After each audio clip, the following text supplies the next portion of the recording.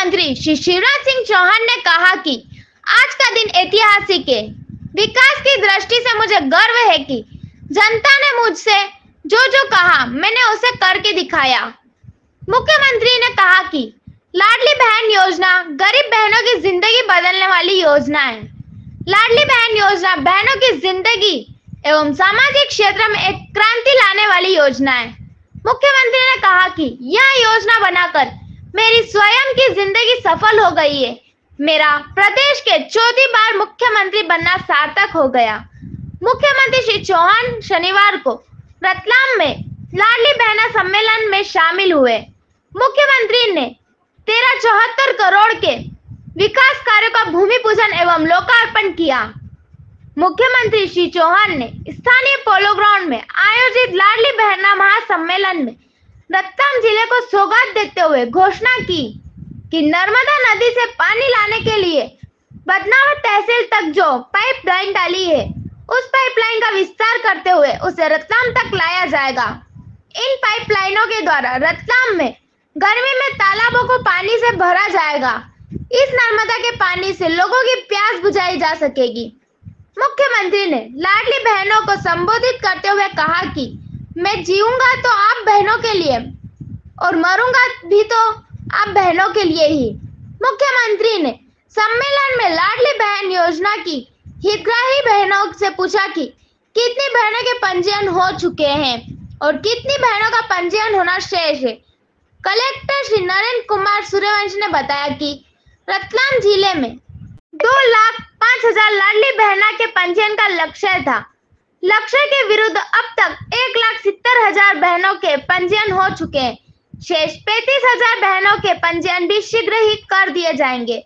मुख्यमंत्री ने बहनों से कहा कि शासन ने 30 अप्रैल तक सभी के फॉर्म भरवाना सुनिश्चित किया है, लेकिन 30 अप्रैल की तारीख को आगे भी बढ़ाया जा सकता है। उन्होंने कहा कि जिला प्रशासन आराम से और बिना घबराए पंजीयन करवाना सुनिश्चित करे। और मेरी लाडली बहनों की, भाइयों की भी और भांजे भाइयों की भी मेरे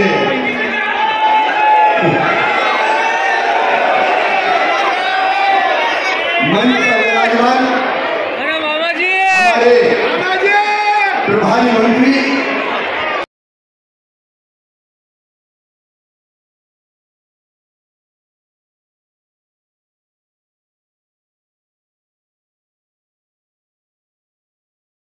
नेता आदरणीय हिम्मत कोटवारी जी, हमारे जिले के अध्यक्ष राजेंद्र सिंह लोढ़ेरा जी, के लिए ऐतिहासिक दिन है। विकास की दृष्टि से अगर रतलाम को देखा जाए तो मुझे ये कहते हुए गर्व है कि विकास के मामले में जब जब आपने जो कहा मैंने करके दिया, और आज भी जो भूमि पूजन और लोकार्पण हो रहे हैं वो है लगभग 1300 करोड़ रुपया से ज्यादा के अलग अलग कामों में। मैं कोई ऐसा निकालने नहीं आया, इसको नीचे करना बाद में बात करें, इसको नीचे कर लो। मैं कोई ऐसा निकालने नहीं आया, ये मेरा फर्ज है, ये मेरा धर्म है।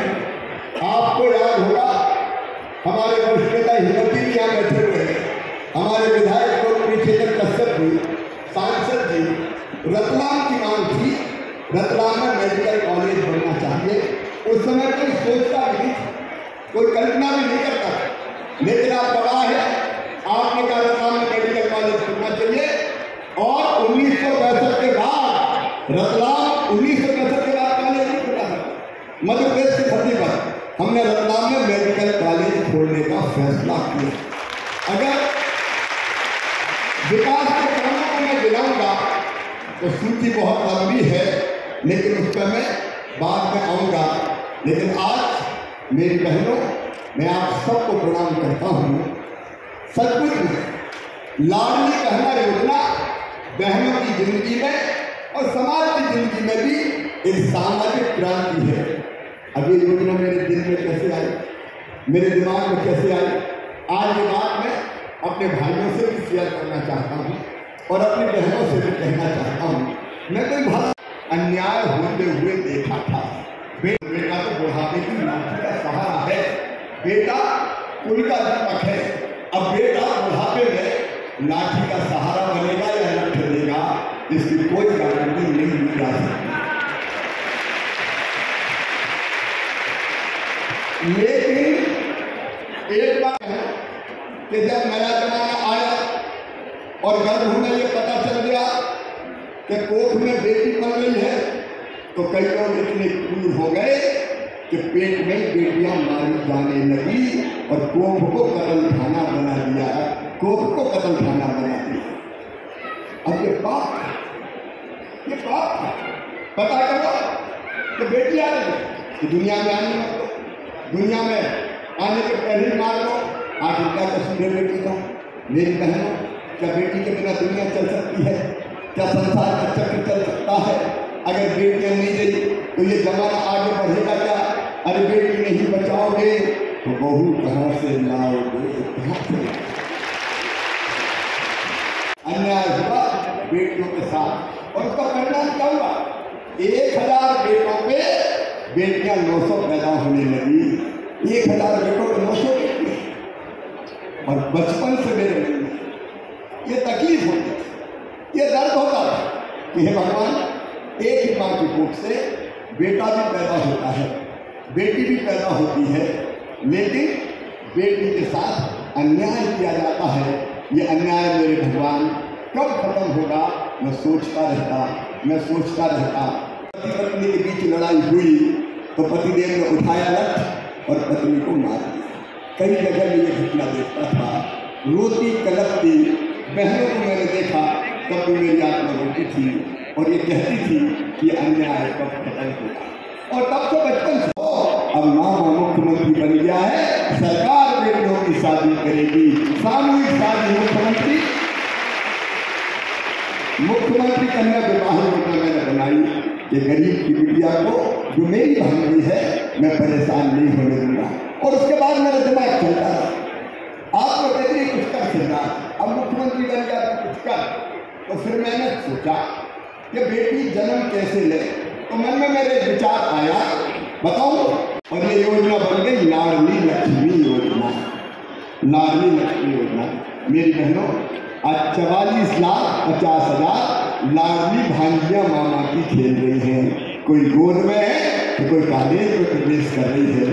जब वो बेटियां कॉलेज जाने लगी तो मैंने और तय किया, दिल ने कहा और हिम्मत कर मामा, तो मैंने तय किया कि बेटी जब कॉलेज में जाएगी तो 12,500 रुपया उसको दिए जाएंगे कॉलेज में पढ़ने के, इसलिए कि जल्दी से शादी नहीं करो, पढ़ लो। और फिर ये तय किया कि वो डिग्री प्राप्त करेगी, पास कर लेगी तो फिर 12,500 दूंगा। और मेरी बहना, अरे जोर से बता कौन भरवाएगा? मामा भरवाएगा। मेरी लाडली लक्ष्मी बेटिया, फिर तो मैंने इसी गोदी में खिलाया था, अब कॉलेज में पढ़ रही है। बेटियों की जिंदगी बदलना शुरू हुई और इसका परिणाम ये होगा। और जब तक 1000 पे 1000 बेटियां पैदा नहीं होगी, मामा चैन की सांस नहीं लेगा। बराबर करिया बेटा और बेटी दोनों को। सही बात है कि नहीं? फिर और कई चीजें मैंने की। मुझे लगा कि मेरी बहनें ताकतवर बने, शक्तिशाली बने, तो और क्या करना चाहिए? तो एक काम और बताता हूँ। पहले जब चुनाव होते थे पंचायत के, नगर निगम के, मेरी पार्षद बहनें बैठी उधर साहब, नगर पालिका के मेरी बहनों रिजर्वेशन नहीं था, तो चुनाव कौन लड़ते थे? पतिदेव लड़ते थे। साहब लड़ेंगे चुनाव, मैडम क्या करेंगे? बस घर में रोटी बना, 50 लोग आ रहे हैं, चुनाव है तो सबको खाना खिलाना, तो बेटी रोटी देती है। लेकिन आज मेरी बहनें राज कर अलग अलग पदों पर बैठी है और इससे स्थिति बदलना शुरू हुई। अब इसका परिणाम ये हुआ कि साहब ने सोचा यार रजिस्ट्री का पैसा बच रहा है तो मेरे नाम पे काय करवाओ, जी के नाम करवाते हैं। तो बहनों के नाम मकान, दुकान, खेत खरीदे जा रहे हैं। बताओ भैया ने अच्छा किया कि बुरा किया? लेकिन इसके बाद भी 1000 रुपया की भी नकद पड़ जाए तो कितनी परेशानी होती थी। एक पैसा के लिए घर में पैसा मांगो, पतिदेव से मांगो और कहीं से मांगो। अब बताओ गाय के दाना, लेकिन अगर बड़ी मंझली संजली छोटी अगर ये भी हुए तो हर बहन को मिलेगी, हर बहन को मिलेगी। और घर में सासू जी हुई बूढ़ी और उनको पेंशन कम मिल रही है तो वो पेंशन भी बढ़ा के कर दूंगा 1000 रुपया, ताकि सास बहू के बराबर। बोलो सही बात है। अब अगर देखो 12,000 एक ही तो मिल रहे हैं, 7 तो 12,000 तो कितने हो गए? अरे बोलो ना। और एक आध बहू वाले तो कितने हो गए? 36,000। और घर में थोड़ी बहुत जमीन है तो 6,000 प्रधानमंत्री जी देंगे, 4,000 में तो 10 और हो गए तो कितने हो गए? अरे कितने हो गए गिनो तो बताओ परिवार की हालत बदल जाएगी कि नहीं? सब पहले दिल से बताना, बदल जाएगी कि नहीं? तो ये योजना मेरी बहनों की जिंदगी बदलने की योजना है। और मेरी बहनों एक बात सुनना, ये सच्चाई है। अगर हाथ में पैसा है तो घर में भी इज्जत है। बोलो सही बात है कि नहीं? पैसा बड़ी चीज, बताओ सही बात है कि नहीं? घर में भी इज्जत बढ़ेगी। तो ये केवल 1,000 रुपया नहीं है। और मेरी बहनों, मैं ये मान रहा हूं कि योजना बना के मेरी जिंदगी सफल हो गई, मेरी जिंदगी सफल हो गई। मेरा मुख्यमंत्री माइक पे माइक पे माइक पे घबराने की जरूरत है। मेरा भरा आराम तो करो जी, और आराम तो करो, कोई जल्दी नहीं। अपने पास पर्याप्त समय। बहनों को दिक्कत नहीं, लाइन लगा के खड़ी धूप में पसीना पैदा वो नहीं होने, आराम से कर। तो आराम से मेरी बहनें ये आवेदन भरेंगी और अप्रैल में भरने के बाद मई में इनकी जांच हो जाएगी। और एक बात और सुनो, होना चाहिए। कौन कौन का खाता है जरा हाथ उठाओ बैंक में बहनों के नाम। बहुत सी बहनों का है, अब नीचे कर लो। अब कौन का खाता नहीं है वो हाथ उठाओ, जिनका नहीं है बैंक में। बहुत कम बहनें कोई बची है भैया करेक्टर, ये खाते खुल जाए भाई सर, लगभग सभी के खुले हैं सर। कोई परेशानी नहीं होती। अच्छा खाता क्यों? वो EKYC का करवा रहा हूँ मैं, पता? इसलिए कि खाते में पैसा बहन के ही जाने चाहिए और कोई के हाथ नहीं लगने दूंगा। क्योंकि कई तरह की घटना होती थी, पिए और छेड़छाड़ी कर रहे हैं, पिए और एक्सीडेंट कर दिया, तो वो नहीं होगा। अब पीना है तो घर ही जाना पड़ेगा। और घर बेटा भी है, बेटी भी है, पत्नी भी है, माता भी है, और बहन घर में वो लग रहा है तो सब ठीक नहीं आ रहा। लेकिन इस बुराई को भी, अगर मेरी बेटियां सबसे ज्यादा नंबर लेके आएंगी तो सबसे ज्यादा नंबर लाने वाली बेटी को E-स्कूटी दी जाएगी। वो भी हमारा फैसला है। ये पूरी तरह से कैसे बहनों की जिंदगी बदले उसके काम में मैं लगा हूं। मई में जांच हो जाएगी और जून में 10 जून के दिन आपके खाते में 1,000 रुपया डल जाएंगे और हर महीना डलते रहेंगे। बोलो भारत ब्याज जिंदगी में चढ़ गया। अभी वो डिफॉल्टर वाला ब्याज मैं भरने वाला हूँ, आप चिंता मत करना किसान भाइयों। किसानों की भी तकलीफ है। नौजवान बेटा बेटियों, तुम्हारे लिए लगातार काम चल रहा है। युवा नीति मैंने बनाई। अब वो मेरे बेटा बेटी जो डिग्री प्राप्त कर लेंगे और कहीं काम सीखने जाएंगे तो काम सीखने के बदले में उनको भी पैसा दिया जाएगा हर महीने, ताकि उनका भी खर्चा चल सके। तो एक नहीं, ऐसी अनेक चीजें हैं। आज उसके विस्तार को एक चीज और करो।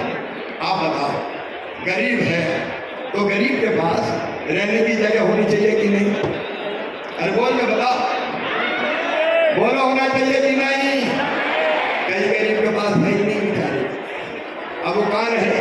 तो हमने योजना बनाई जिसमें आज 2,500 लोगों को पट्टा दे रहे हैं, मुख्यमंत्री भू आवासीय अधिकार योजना। और उस योजना के अंतर्गत ऐसे गरीबों गरीबों को फ्री में रहने की जमीन का पट्टा देके मालिक बनाऊंगा, बिना जमीन के नहीं रहने दूंगा। की अनुमति दी जाएगी ताकि गरीब का भी काम चल सके। आज कई विधायक साथियों ने, पूर्व विधायक साथियों ने अपने अपने क्षेत्र में ज्ञापन मुझे दिए हैं, उन सब पर गंभीरता से विचार करके भारतीय जनता पार्टी के साथ मिलकर नया जमाना लेके आए। जो बिना रुके, बिना थके, बिना हारे लगातार नवीन योजनाओं की सौगात। मुख्यमंत्री जी के लिए हार्दिक धन्यवाद आप सभी का। और अब आग्रह माननीय मुख्य पुस्तिका के रूप में आप सभी देख रहे हैं, माननीय मुख्यमंत्री जी ने विमोचन किया। हार्दिक धन्यवाद माननीय।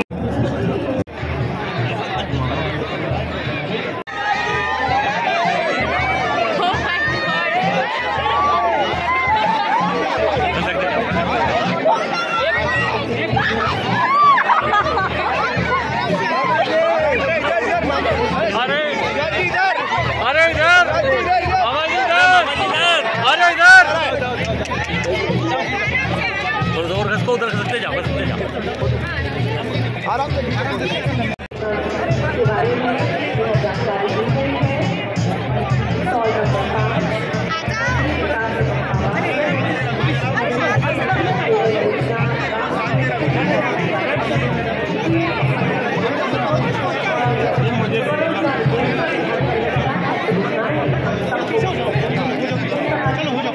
मैं अत्यंत प्रसन्न हूँ। आज रतलाम जिला विकास की दृष्टि से भी तेजी से प्रगति कर रहा है, आगे बढ़ रहा है और काम स्वयं बोलते हैं। भारतीय जनता पार्टी की सरकार ने, डबल इंजन की सरकार ने, प्रधानमंत्री नरेंद्र मोदी जी का आशीर्वाद और यहाँ जो हमने काम किए हैं, हम तेजी से आगे बढ़ रहे हैं। आज एक चीज़ और मैंने की है कि गर्मी के दिनों में यहाँ पेयजल का संकट आ जाता है और इसलिए यहाँ जो तालाब है वो अगर गर्मी के दिनों में भी भर जाएं तो पेयजल के संकट से हम निजात पा सकते हैं। इसलिए बदनावर जो पाइपलाइन आएगी नर्मदा जी के जल की, गर्मी के दिनों में उससे यहाँ तक पाइपलाइन डाल के लगभग 140 करोड़ रुपया खर्चा आएगा। यहाँ के तालाबों को भी भरने का काम करेंगे। आज लाडली बहना सम्मेलन भी था। ये अद्भुत योजना है, एक सामाजिक क्रांति है। ये सामाजिक क्रांति विशेषकर गरीब और निम्न मध्यम वर्गीय परिवार की बहनों का आत्मविश्वास उससे बढ़ा है। न केवल आत्मविश्वास बढ़ा है बल्कि आत्मसम्मान भी बढ़ा है। और मैं अच्छी तरह जानता हूँ कि बहनें इस धन का उपयोग अच्छे काम के लिए करेंगी, बच्चों के पोषण के लिए करेंगी, परिवार के भलाई के लिए करेंगी। और उनका उत्साह और उनका प्यार मन के संकल्प को और दृढ़ करता है, क्योंकि महिला सशक्तिकरण के जो काम मध्य प्रदेश में हुए, ये एक अकेला नहीं है। लाडली लक्ष्मी योजना, मुख्यमंत्री कन्या विवाह योजना, 50% रिजर्वेशन स्थानीय निकाय के चुनाव में मुझे गर्व है कि हमने दिया। 30% भर्ती पुलिस में भी बेटियों की जा रही है। अभी हमने रजिस्ट्री शुल्क में भी छूट दी है। अगर बहनों के नाम कोई संपत्ति परिवार के लोग खरीदते हैं तो उससे बहनों के नाम पर संपत्तियां खरीदी जा रही है। एक मुख्यमंत्री ई स्कूटी योजना भी बेटियों के लिए बनाई है, जो हर हायर सेकेंडरी स्कूल में नंबर 1 पर आएंगी उनको दी जाएगी।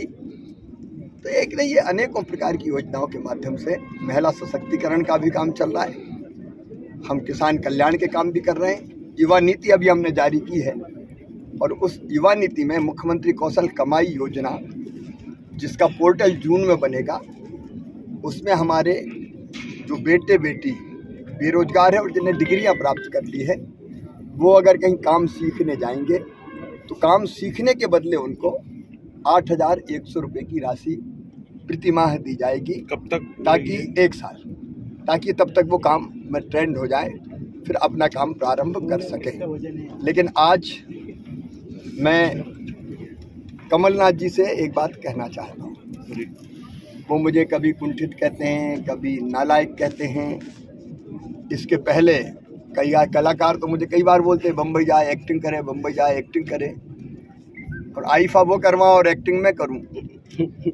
वो मूल प्रश्नों के उत्तर नहीं के बीच में जाके कि प्रदेश देश में दंगे हो रहे हैं, ये क्या उनको डराना नहीं है? ये क्या डरा के वोट लेने की कोशिश नहीं है? इसके पहले उन्होंने पिछले चुनाव में कहा था 90% वोट करो, 90% वोट करो, और नहीं तो गड़बड़ हो जाएगी। सब क्या गड़बड़ हो जाएगी? ये जो तुष्टीकरण करके डरा के वोट लेना, इसको क्या कहेंगे? और इसलिए मेरा उनसे आग्रह है कि मेरे मूल प्रश्नों का उत्तर दे। अब वो संदर्भों से अलग कुछ भी बात करते रहते हैं। अब हमने मुख्यमंत्री लाडली बहना योजना बनाई, उसी में परेशान। अब योजना तो हम सरकार पे तो बनाएंगे, क्योंकि आपने तो कमलनाथ जी बंद कर दी थी बेगा, भारिया, सहरिया। मैं प्रेस के माध्यम से पूछ रहा हूँ, जवाब दो ना। बेगा, भारिया, सहरिया बहनों को 1000 रुपये हम देते थे हर महीने। अत्यंत पिछड़ी जनजाति थी, उनके पैसे बंद कर दिए थे जब 15 महीना सरकार में आए। संबल योजना बंद कर दी थी, कन्यादान के पैसे नहीं दिए थे, बच्चों के लैपटॉप बंद कर दिए थे। तो आप तो बंद करते हो और वो सवाल हम पूछते हैं तो आपको बुरा लगता है। अभी जो कमलनाथ जी कह रहे हैं,